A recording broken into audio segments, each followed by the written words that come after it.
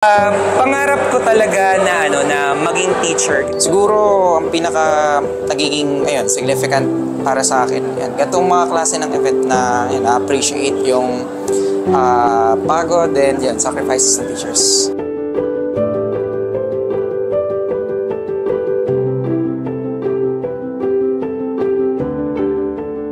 Every year, on this special day, we pause to honor and give thanks to those who dedicate their lives for education.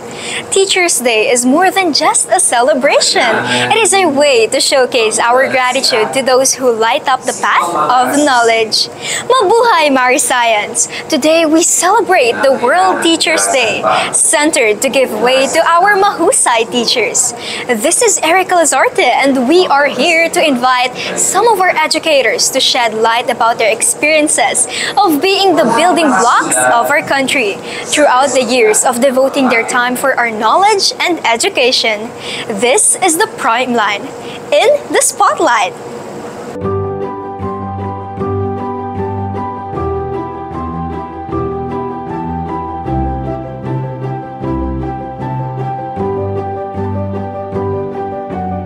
Sige, Lawrence M. Di Mailig, grade 10 Filipino teacher, 6 years nang nagtuturo sa Marikina Science High School.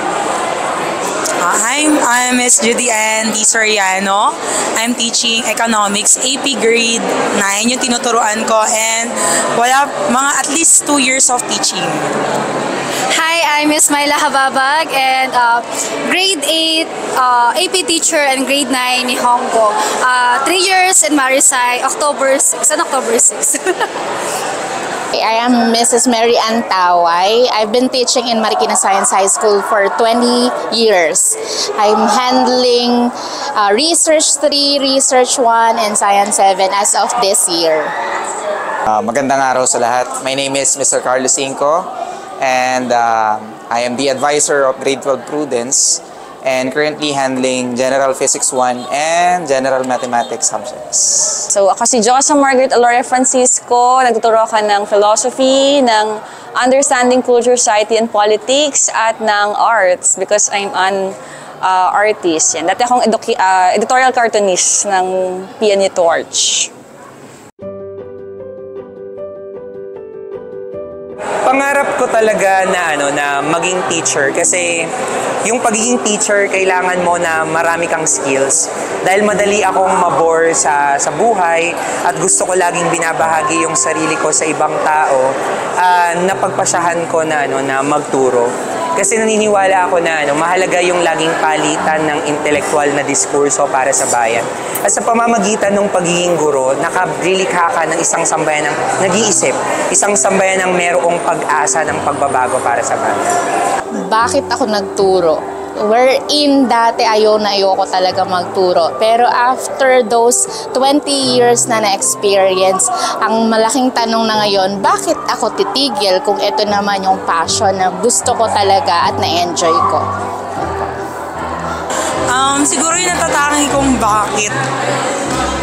Actually, hanggang naman ngayon. Parang minsan iniisip ko bakit kaya nag-teach ako ngayon. Ayan. So, isa yun sa mga naiisip ko na bakit. Pero, every time na pumapasok ako sa classroom, nasasagot ko yun kung bakit. Same. Ang laki ng ambag mo dahil. Actually, siguro sa lahat ng teacher pare-parehas yun, no? Dadating yung punto na mapapagod ka, sabi mo, bakit kaya ako nagtuturo? Pwede namang iba na lang. Pero at the end of the day, pag nakita mo nagiging successful yung mga students mo, na-achieve nila yung mga bagay, yung mga pangarap nila, masasabi mo, kaya ako nagturo kasi masaya ako kapag nakikita ang nagtatagumpay sila.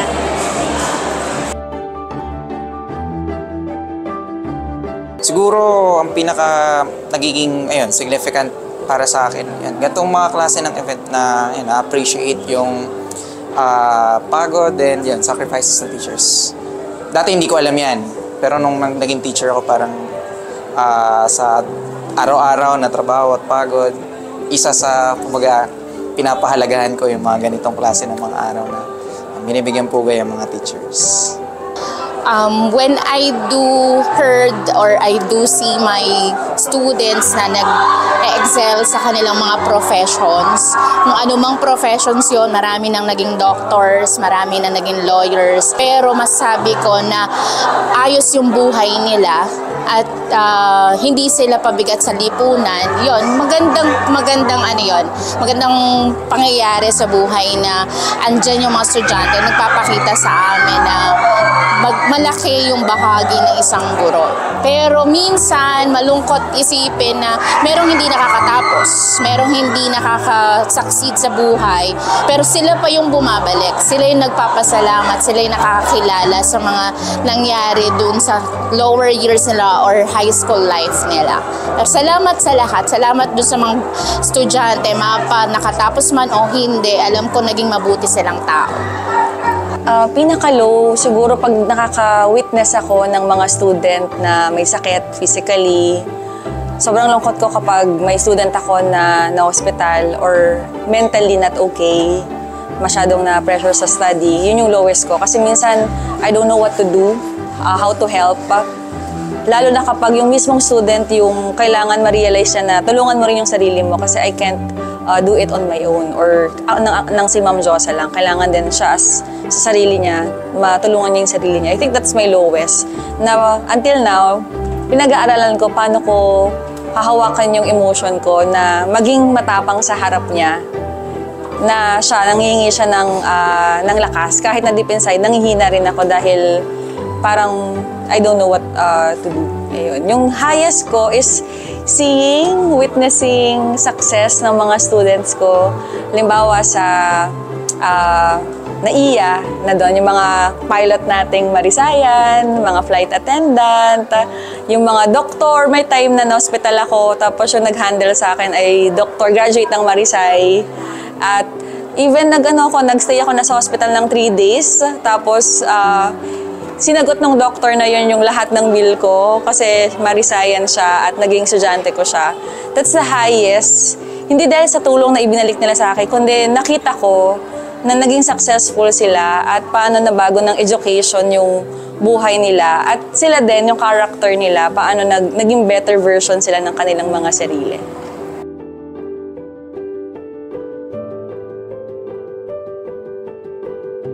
Sa akin, napaka-influential parate na hindi ko inaasahan na laging merong bumabalik, di ba? Kasi tinatak ko na sa isip ko na pag naging teacher ako, ibibigay ko yung sarili ko. Ganon siya. Kapag merong laging bumabalik na estudyante, tapos sinasabi niya na nabago ko yung buhay niya, napaka impactful para sa akin. Yung mga ganong tagpo na masarap siya. In a sense na may silbi pala ako sa buhay. Naiiyak ako.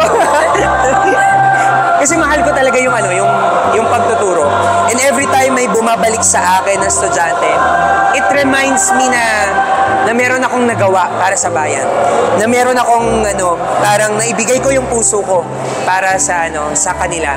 Kasi napakahalaga para sa akin na merong pagbabago.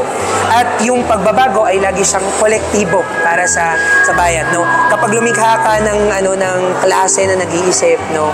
Lahat 'yan mag-iisip. Lahat 'yan maghahangad ng pagbabago. Lahat sila mag-a-aspire ng pag-unlad para sa bansang Pilipinas.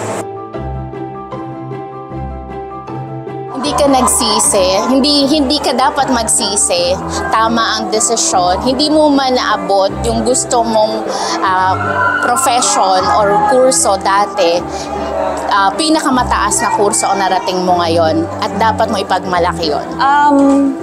Una, alamin mo yung goal mo. Yung pinakaunang question, yung bakit ka magtuturo, bakit mo kailangan magturo. Kasi kapag hindi mo alam yung direction mo saan ka pupunta, para kang sumakay ng jeep nang hindi mo alam kung saan ka tutungo. So I think to my younger self, mas parang maging intact yung goal mo in life, maging objective. At yung pinakamahalagang siguro yung alagaan yung kalusugan. Kasi yung madalas na reason bakit ako absent, health reason. Kasi minsan over fatigue. So better physical exercises at pag-aalaga sa sarili. To my younger self, masabi ko lang, you really did a great job. Ayan, and dumahanga ako sa'yo. Ang galing mo, nakarating ka dito. Magpatuloy at wala tayong pinagsisisihan sa kasalukuyang panahon.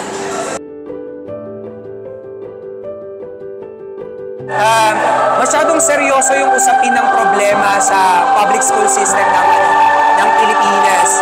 In a sense na sa akin mahalaga yung una, kailangan nilolocalize natin yung curriculum natin. Nakaangkla kasi tayo doon sa dogma ng pag-aaral ng mga kanluranin. Kumbaga, hindi siya nakapattern sa kung paano nag-iisip yung mga Pilipino. Huli na nang natanto natin na yung hinuhubog natin ay kayumangging Amerikano, no? Parang laging problema ng mga Pilipino na lagi tayo nakatingin doon sa pangangailangang panlabas. Kaya ang hamon ko para doon sa mga guro ng Pilipinas sa kasalukuyan ay tingnan natin kung ano yung pangangailangang panloob. Tingnan natin kung ano yung dapat nating pagyabungin na present doon sa pangangailangan ng ating bansa, no? Mag-center tayo doon sa teacher training. Kasi napakahalaga na kapag yung teacher matalino, lilikhayan ng sambayan ng matalino din. Napakahalaga na meron tayong pondo para sa pag-unlad ng mga materyales at kagamitang panturo para sa Pilipinas, no? Mahalaga na magkaroon tayo ng mga silid-aralan para sa lahat ng mga mag-aaral na meron. Kasi yung tatlong bagay na kailangan nating pagtuunang pansin ay yung pinakamahalaga mismo, yung teacher, yung mismong estudyante, at the same time, the learning environment. Kung magkakaroon ng pag-unlad doon sa mga bagay na ito, tiyak ako na magkakaroon din talaga ng ganapang pag-unlad doon sa sistema ng edukasyon sa Pilipinas. Ayan, nasabi na rin naman ni Sir Joseph kanina, ang pagtuturo ay hindi profesyon. So, kumbaga ito ay bukasyon talaga. Sana maintindihan ng bawat guro na malaki ang part natin sa future building, lalo na sa bansa natin, di ba? So, kasi napapansin ko rin sa panahon ngayon, parang medyo pa-easy ang teachers natin.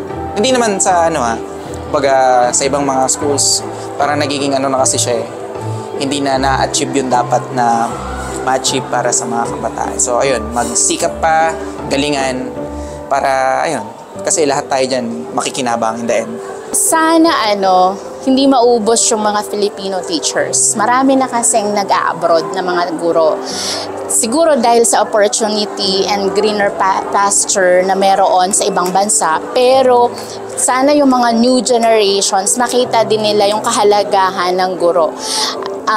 Sikapin natin na mula sa Pilipinas, maraming magagaling na guro. Sana manatili din na nandito sa Pilipinas at mananatiling mag-i-stay sa Pilipinas. Kung umaalis man, alam ko babalik at babalik. Tulad ko, maaaring aalis din ako, pero for family reason naman yon. Pero gusto ko pa rin pagbalik ko dito, nandun pa rin yung puso ng isang guro na babalik ako sa pagtuturo sa Pilipinas. Yun. Sana ganun din yung iba. Okay? Maring kuhanin lang nila yung greener pasture sa abroad, pero pagdating ng panahon, makabalik sila dito at may lakas pa, makapagturo ulit sila, hindi man sa gobyerno, hindi man sa private school, yung institution na tayo magtuturo pa rin tayo ng mga bata. Yun na ngayon yung passion ko, na makatulong sa mga bata, hindi man sa gobyerno, hindi man sa ibang aspeto, pero yung pribadong paraan na makatulong ako sa kanila bilang guro, yun, malaking bagay yun. As the event comes to a close, the afterglow of the celebration remains, as our gratitude for our educators must never falter. On this day, we celebrate their unwavering commitment to education as they inspire, nurture, and build the foundation of our future. Thank you to our mahusay teachers. Once again, this is Erica Lazarte from Primeline in the Spotlight, wishing you a happy World Teachers Day.